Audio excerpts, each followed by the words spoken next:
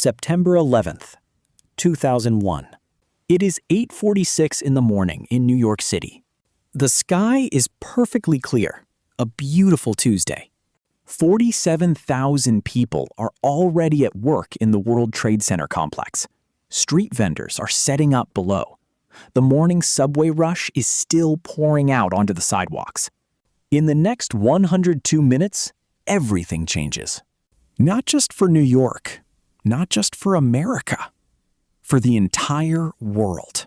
This is the story of what stood there before, what happened on that morning, and how a 16-acre hole in the ground became something no one expected. But to understand what was lost, we need to go back. Long before the Twin Towers, the 16-acre site in Lower Manhattan was a neighborhood, a dense, working waterfront district called Radio Row. Hundreds of small shops, electronics dealers, hardware stores, restaurants, families who had lived there for generations. In 1966, the Port Authority of New York began purchasing the land. 13,000 people were displaced. Over 300 small businesses were demolished. Many of the owners protested. Some chained themselves to their storefronts. No one remembers their names today. Construction of the World Trade Center began in 1966 and took 7 years. The Twin Towers, 1 and 2 World Trade Center, were the tallest buildings in the world when they opened in 1972 and 1973. Tower 1 stood 1,368 feet tall. Tower 2, 1,362 feet. The complex also included 5 other buildings, a hotel, a customs house, and several office towers, all surrounding a massive outdoor plaza. At its peak, 50,000 people worked there every day. Another 200,000 visitors passed through. The Twin Towers became something that New York never expected when they were first proposed. They became beloved.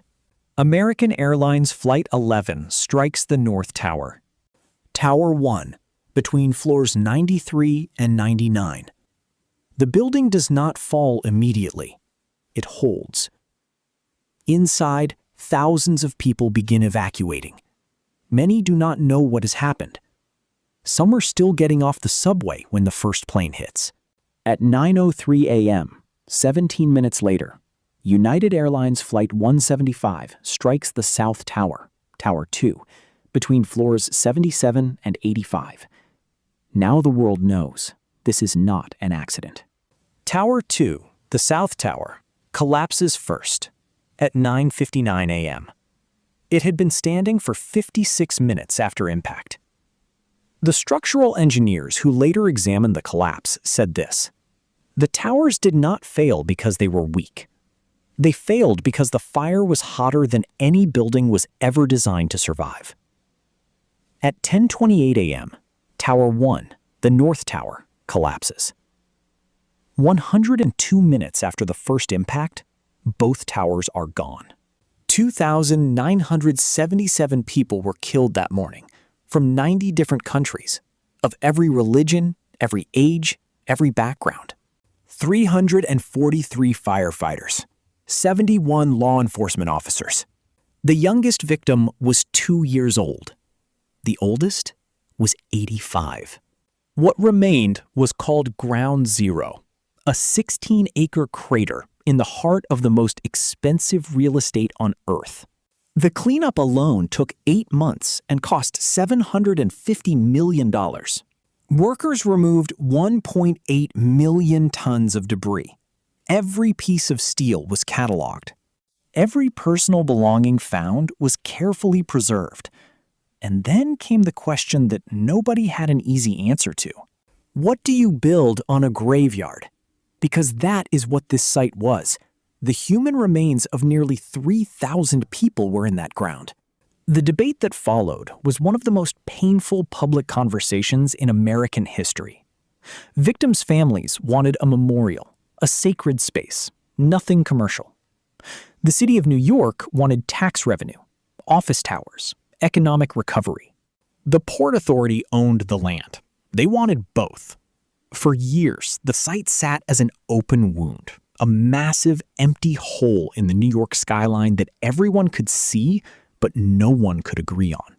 In 2003, 2 years after the attacks, a global design competition was held.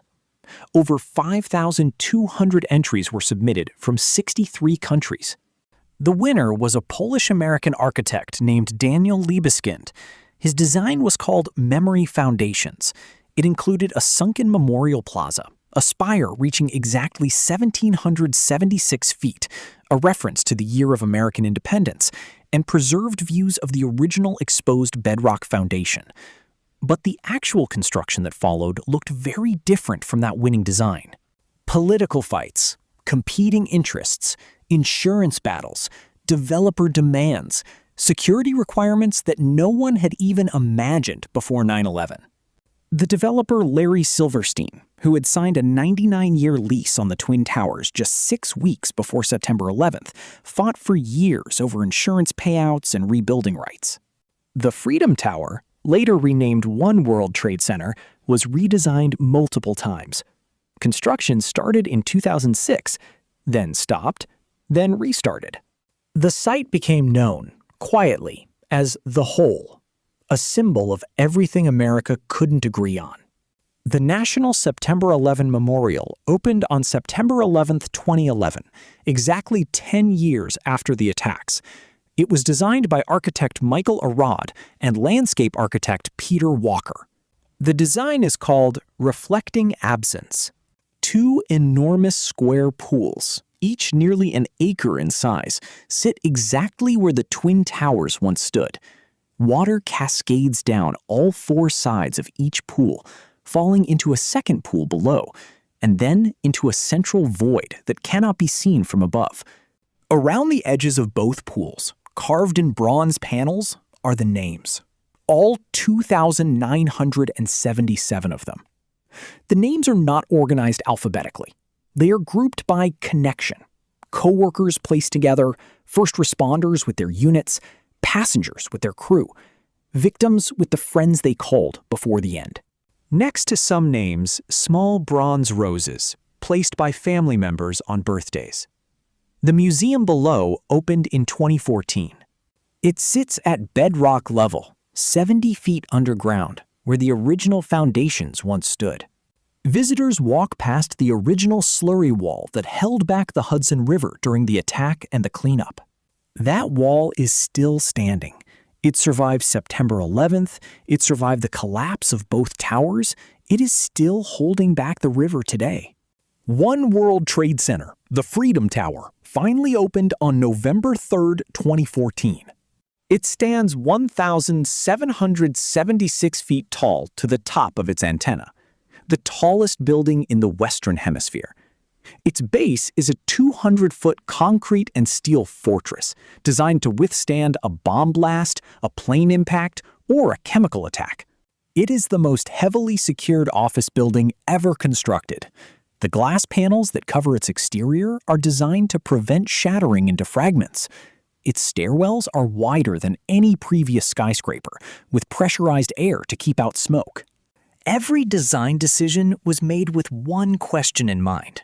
What would have saved more lives on September 11th?